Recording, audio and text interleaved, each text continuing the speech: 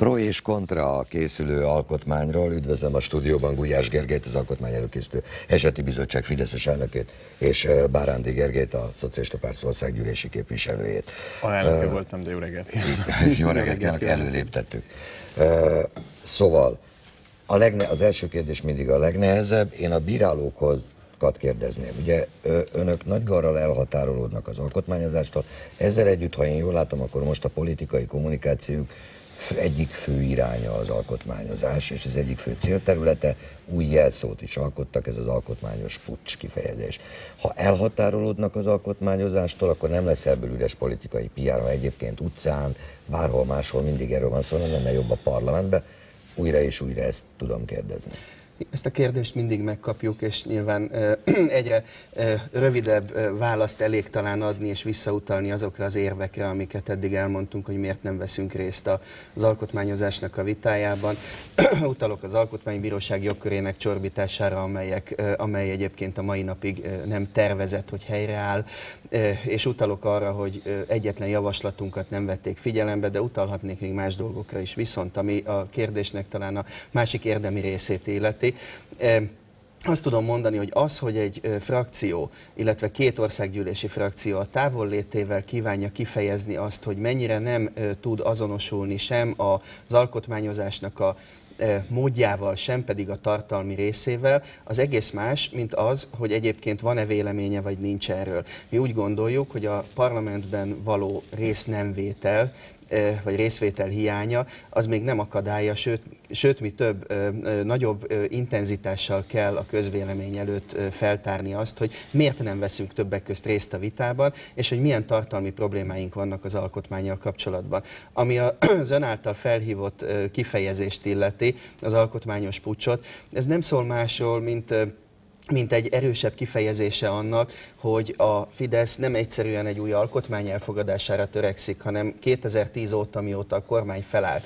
És ezt a törekvést az alkotmány, ha úgy tetszik, betetőzi, arra törekszik, hogy a hatalom koncentráció minél inkább megvalósuljon, hogy a fékek és ellensúlyok rendszerének a lebontása minél hatékonyabban menjen Magyarországon. Én úgy gondolom, hogy ez nem csak az eddig elfogadott törvények, hanem az új alkotmány koncepciója is tükrözi ezt a törekvést. Én azt gondolom, hogy pártelnök úr erre utalt, amikor elmondta ezt a fogalmat, bár őszintén szólva előre nem beszéltük meg, és nem tudtam, hogy ő ezt fogja mondani, úgyhogy csak feltételezem, hogy ezt gondolja erről. Én speciál igen.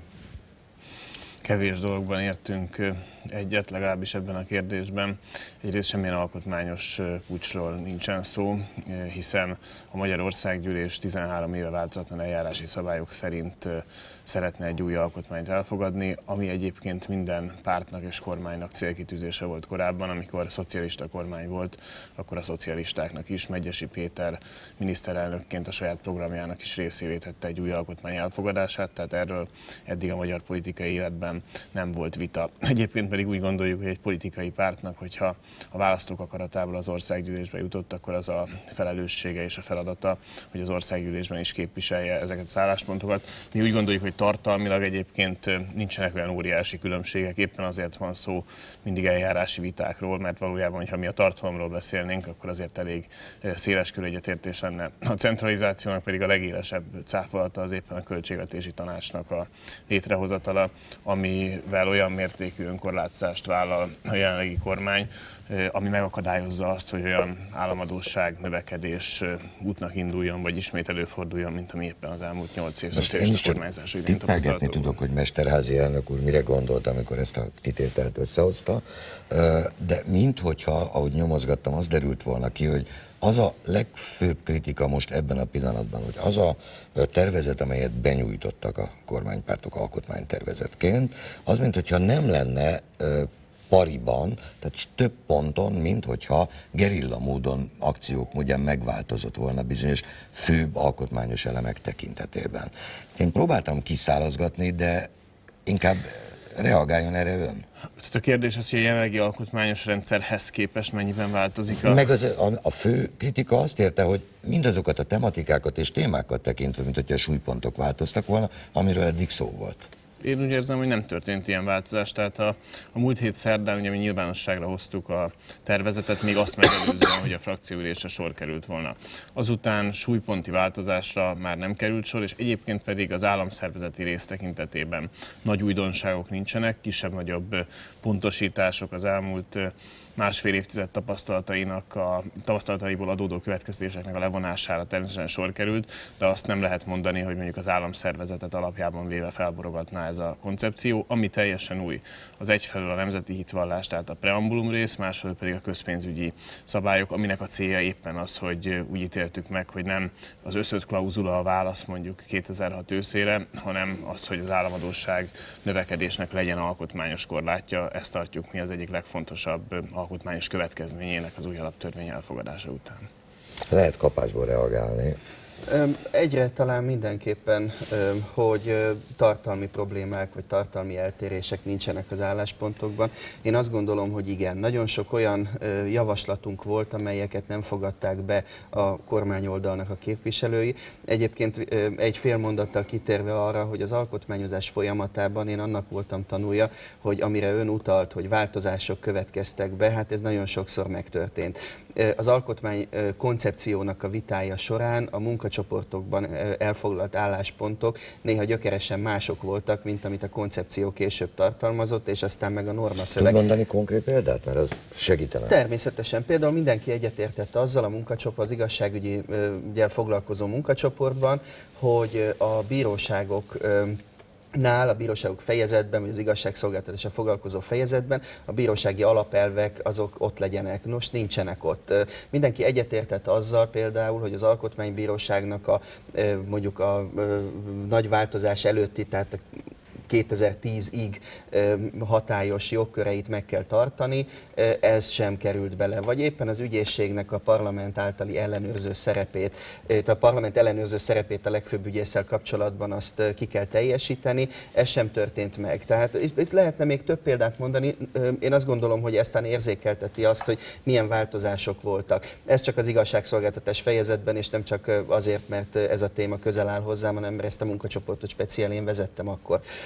De olyan problémáink is vannak tartalmi vonatkozásban az alkotmánnyal, hogy például én azt látom, hogy az egyes szociális jogok azok vagy kiüresednek, vagy pedig feltételhez kötődnek. Látom azt, hogy például az egészséges környezethez való alapjog, ami korábban alapvető jog volt, az most már államcéllá degradálódott. Tehát nem igaz az, hogy nincsenek tartalmi problémák, de való igaz, hogy talán a legnagyobb gondunk az alkotmánnyal, hogy 4 hét alatt akarják gyakorlatilag elfogadtatni, holott Európában. Én azt gondolom, hogy ez egy több éves folyamat, és ez így helyes, de legalábbis több hónapos a normaszövegnek a vitája, tehát nem az előkészítő szakasz, hanem a normaszövegnek a vitája. Egy tartalmit talán még engedjen meg, hogy kiemeljek. Én nagyon örülök annak, hogy kikerült a korábbi tervezethez képest az alkotmányból az, hogy ez az első alaptörvénye lenne Magyarországnak, amit elfogad az országgyűlés, ugyanis ez tényszerűen nem így van. Azonban benne maradt az, hogy a 49-es alkotmánynak a hatályát, a jogfolytonosságát nem ismerik el.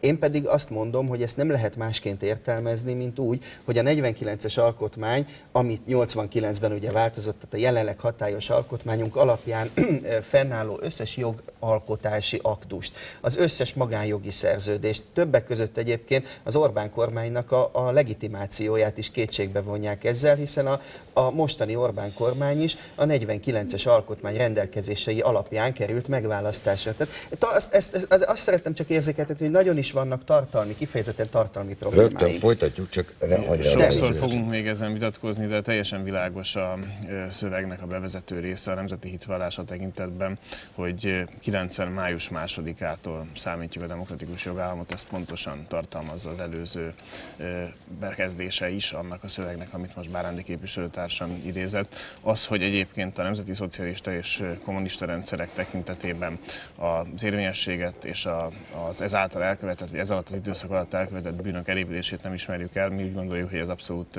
vállalható, és olyan közjogi következtetéseket ebből nem lehet levonni, mint amit képviselőtársam most megtett. Viszont amit én rendkívül fontosnak tartok, hogy ez a folyamat, az alkotmányozás folyamata az tavaly júniusban az eseti bizottság létrejöttével indult, és lehet vitatkozni azon, hogy 4 hét, amikor az országgyűlés kizárólag az alkotmányozással foglalkozik, az elég vagy kevés, de azért abból a helyzetből, hogy 2 ellenzéki párt nem kíván részt venni a vitában, azt mondani, hogy rövid az idő, nem fordítva kellett volna azt mondani, hogy részt veszünk a vitában, de legyen 6 hét, vagy 7 hét, vagy 8 hét. Mi gesztusok sorozatát tettük az ellenzéki pártok felé azért, hogy saját tervezetet nyújthassanak be. Az MSZP maga nyilatkozott 2 hónappal ezelőtt úgy, hogy meg fogják találni a módját, hogy a saját tervezetüket az országgyűlés elé benyújthassák. Nem lett volna rá házszabályi lehetőség, mi megteremtettük ennek a lehetőségét. Tehát úgy gondolom, hogy a kormánypártokat azzal vádolni, hogy nem adtak teret a vitának, vagy rövid időt hagynak a vitára, miközben az ellenzéki frakciók nem kívánnak részt venni, és pontosan az ilyen észrevételek, hogy államcél, vagy pedig alkotmányos alapjog, mondjuk az egészséges környezethez való jog, ezek a parlamenti vitába valók. Lehet, hogy ott ez még meg fog változni. Kicsit én is megtisztelve éreztem magam, hogy ezt a vitát itt folytatják, és tényleg az jutott eszembe, hogy de jó lenne, hogy ez a parlamentben zajolna. De tartalmi részeket tekintve, ugye a normaszöveg vitájával kapcsolatban most már jönnek, szépen sorjáznak a kritikák. Nyomon lehet követni a súlypontokat, a preambulum kirekesztő volt-e, vagy sem. A bíróság, alkotmánybíróság, tehát a különböző demokratikus intézmények függetlenségének kirajzolódó garanciái, vagy a garanciák hiánya. Ezekre tudna reagálni, mert ezek viszont fontos tartalmi kérdések és elvi kérdések. Igen, a bíróságoknál a bírói függetlenség alkotmányos garanciája az teljesen világos módon deklarált. Az nem titok, többször el is mondtuk, hogy egy bírósági reformot szeretnénk, és ehhez még ebben az évben, tehát az új alkotmány hatályba lépését megelőzően egy sarkalatos törvényt szeretnénk elfogadni. Ha ironizálni szeretnénk, akkor ezzel lehetőséget adunk az MSZP-nek is a beleszólásra, hiszen reméljük, hogy abban a vitában majd ők is részt vesznek, de az, ami alkotmányos garancia, a bírói függetlenség, azt egyértelműen tartalmazza a tervezet. Alkotmánybíróságnál.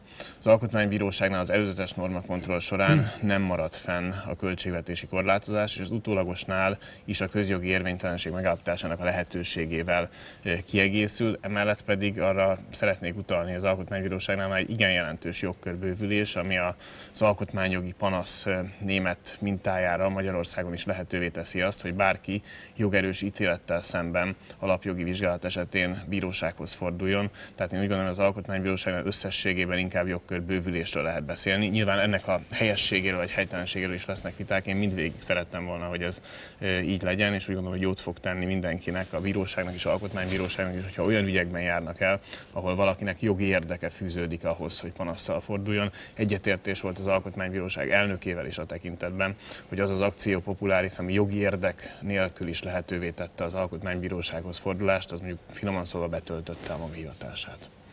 Egy dolgot hadd tegyek mindenképpen hozzá és helyre, hogy mi, amikor azt mondtuk, hogy a saját javaslatunkat benyújtottuk, egyébként zárójelben mondom, megtaláltuk a módját, hogy benyújtsuk, hiszen a munkacsoportok anyagai között részleteiben ott szerepel az MSZP-nek az alkotmány koncepciója, amit, hogyha valaki szeretne, akkor figyelembe vehet. De mi akkor az alkotmány koncepcióról beszéltünk, és tudom, hogy ez nagyon sokaknak összemosódik, és nem igazán értik, hogy mi a különbség. De az alkotmány koncepcióban a politikusok, a politika világa meghatározza azokat az elveket, hogy mi mentén kell majd alkotmányozni, tehát a konkrét jogszabályszöveget, a normaszöveget milyen elvek mentén kell megalkotni. De a normaszöveg megalkotása, a jogszabályszöveg megalkotása az egy szakkérdés, egy kodifikátori szakkérdés, és eleve elvi alapon utasítjuk azt el, hogy azt 3 vagy 5 politikus egy íróasztal mellett írja meg. Ez nem politikai, hanem szakmai kérdés, tehát ezért a normaszövegjavaslat benyújtásáról sohasem volt szó, és azt sohasem terveztük. Az alkotmánykoncepcióról volt szó, aztán persze vissza tudunk még tartalmi kérdéseket érni. Egyet engedjen meg, ha már az igazságszolgáltatással... Sajnos egy következő beszélgetésbe kell, mert egész egyszerűen bármennyi időt szakítunk erre, az kevés. Már csak egy reagálás, és aztán a következő menetben folytathatjuk. Ebben egyetértés van, hogy a koncepció és a normaszövegtervezet más, de félreértés ne essék, a koncepciót nem Salamon képviselő vagy Szájer képviselő én írtam, hanem a Közigazgatási és Igazságügyi Minisztérium valamennyi frakciónak a szakmai segítségét felajánlotta, ezt mi is igénybe vettük. Csak nem ezt mondták, hanem azt mondták, hogy 3 képviselő írja meg, és tőlük is azt várják, hogy akárhány képviselő írja meg a normaszöveget, erről volt szó. Ha lenne még fél óránk, és ez lehetséges, lehetséges lenne, akkor itt még nagyon sok érdekes dolog előkerülhetett volna, és remélem ő is fog, de csak ismételni tudom magukat. Szerintem nem én vagyok az egyetlen, aki úgy érzi, hogy izgalmas viták lettek volna ebből a parlamentben.